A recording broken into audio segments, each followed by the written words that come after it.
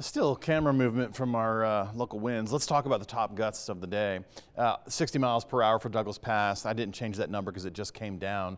60 miles per hour at Douglas Pass. I think we had 61 at Monarch Pass, 78 miles per hour at Wolf Creek Pass. Down south into the Four Corners, we had 50 plus. In our mountain communities, which were under wind advisories, also the mountain elevations and the valley locations, 50 plus. And then of course our mountain zones also checking in. Red Cliff, Colorado, that's in Eagle County. Battle Mountain Pass, Highway 24, beautiful bridge, great drive in the summertime. Not for the faint of heart, but it's, beautiful Colorado conditions. Top gusts in the lower elevations, mid 40 mile per hour wind speeds. Yeah, and I think we've put the strongest wind to bed, but we're still going to keep breezy conditions tonight and through the midnight hour before we really slow things down. Already a little bit slow around Delta Montrose, but we're not done. We could experience 15 to 20 miles per hour. Breezing up again, we're at the 25 mile per hour zone, give or take, for Grand Junction. But again, we'll catch a little bit of a break after midnight. In through tomorrow morning, sunrise happening about 7 a.m., cooler temperatures, and then we'll get right back into the breezy format for Friday afternoon. Breezy format Saturday, Sunday, all the way into next week, leading into our next spring storm system.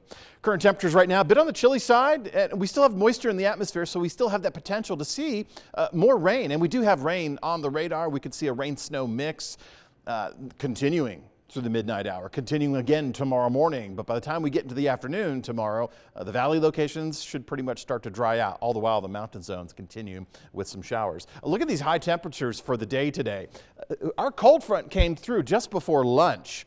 And specific to Grand Junction, we were already 50 degrees at 8 o'clock this morning. So we maintain these high temperatures for the day between 8 a.m. and 11:30 this morning. Now we're going to go cooler tomorrow because we're in a post-frontal environment right now. That cold front came through around noon. It is currently to our east along the mountain zones. And as such, we still have a little bit of light snow falling at Glade Park. Saw some reports of about 3 inches up there, but it's also the heavy wet variety. So it's not ideal for driving, not ideal for walking through.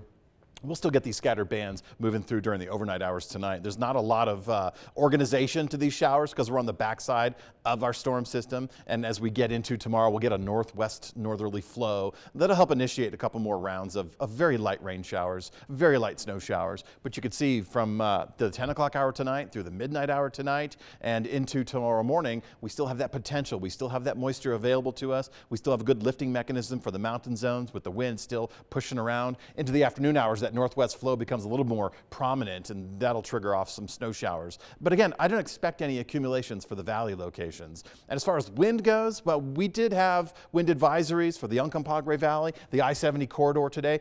The Grand Valley was added to that. But at 6 o'clock tonight, those wind gusts and those wind speeds were no longer consistent, so that expired.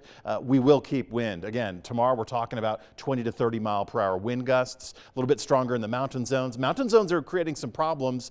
Mountain passes have lowered visibility, very difficult driving conditions. They're still open at this point, but very difficult driving conditions. If you get next to a high-profile vehicle, an RV or a semi, maybe give it a wide berth because those trucks and those vehicles are getting moved around.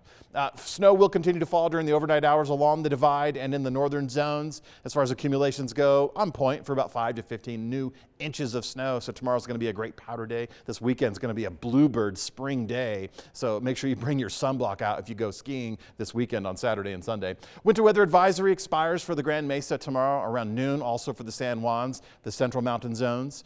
We added the flat tops to that winter storm warning, but primarily it's for the northern zones. That'll go a little bit later tomorrow. That northerly flow, that northwest flow on the backside of the system, that should put a little bit more snow down. So again, we're going to look like we're going to hit these snow totals exactly as anticipated. We don't get clearing until Friday night, getting into Saturday morning, still maintaining near seasonal low temperatures. But once we get into our weekend, and remember, we're going to keep breezy conditions in the forecast. It's going to be April, and it is our spring weather element that we are most consistent with. Temperatures, though, not that consistent. We have a good run at low 60s for Grand Junction. Sunday's going to be the pick of the day with some great conditions right about the average for this time of the year. You had the element of wind and the sunshine, and I guarantee even I will forget my sunblock and I'll get sunburned on my nose this weekend. So just keep that in mind. Also, as you're walking around through parks or just out and about, the stronger winds today probably loosened some branches, and with the lighter winds this weekend, regardless of where you are, some of those branches could get dislodged. so be careful, look up every once in a while. Our next spring storm comes in for the middle of next week.